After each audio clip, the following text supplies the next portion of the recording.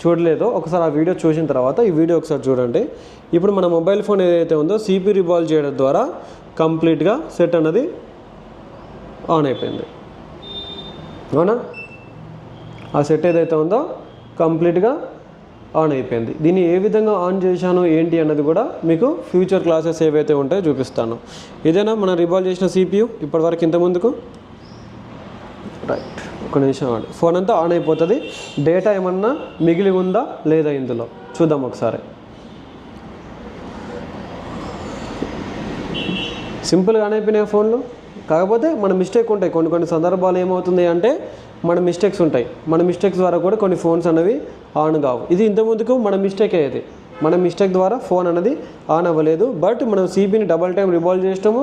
Double time revolve చేసిన తర్వాత customer data ఏదైతే ఉందో అది కూడా సేఫ్గా వచ్చేసింది. ఏంటిది?